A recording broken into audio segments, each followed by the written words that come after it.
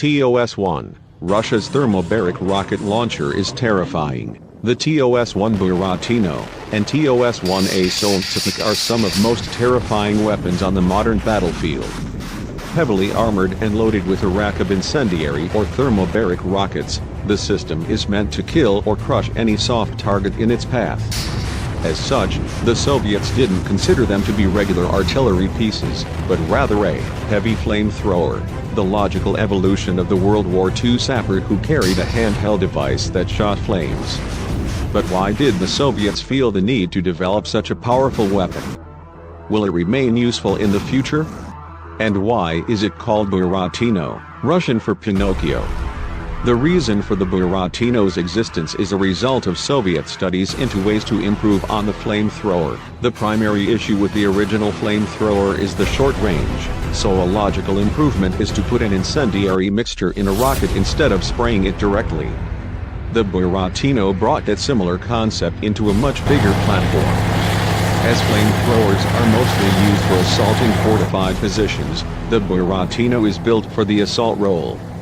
The armored launcher has a 360-degree traverse without limitations to make it easy to use in direct fire. It is mounted on a tank chassis so it can keep up with the armored units it's meant to support, and the weapon is far shorter ranged, only 2.8 or 4 kilometers than dedicated artillery to keep flight times short. This is the Buratino's key advantage over traditional multiple launch rocket systems, MLRS, loaded with thermobaric or incendiary rockets. It is far more precise and rapid than a barrage fired indirectly. A secondary role for the Buratino is to use incendiary rockets to neutralize potential biological or chemical agents. For that reason, it is assigned to the flamethrower battalions of the Russian CBRN troops.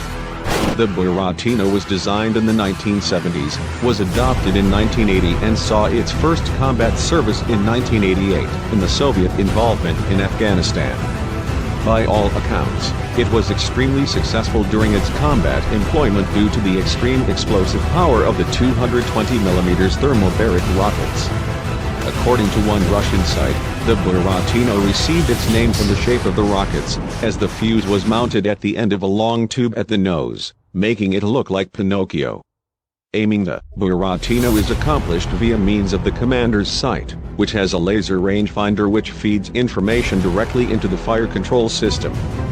This adjusts for the vehicle's pitch and roll and then provides a firing solution. Once the commander is ready, he can choose to launch the rockets individually, in pairs or in a whole salvo. The launcher has 24 rockets in 3 rows of 8. Replenishment is accomplished either by an unarmored Kamaz truck which carries 2 12-rocket racks or a T-72 chassis which carries the same. The T-72 chassis seems to be more popular as it is more usable in austere environments where the TOS-1 is likely to operate. In the event that the vehicle gets hit, the Buratino's crew is more heavily armed than a regular tank crew, with racks inside for an RPK-74 light machine gun, 5 RPG-26 light anti-tank rockets and 2 AX-74 assault rifles in addition to grenades. The later TOS-1A Solntsepek, Sunshine, is a simple upgrade of the Buratino meant to use longer-range rockets that can go out to 6 kilometers. It also features more armor on the launcher, although that is still definitely the weak spot compared to the hull. Overall, the Buratino and Solntsepek are very useful weapons for a military that might be going into urban combat with little regard for collateral damage. Those qualities likely make it popular with customers in the Middle East and North Africa, such as Iraq, Algeria and Syria.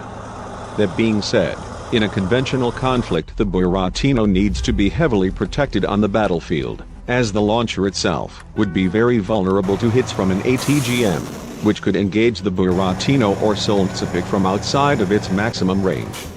Thanks for watching till the end. If you liked the video, smash the like button and don't forget to subscribe to the channel. See you next time.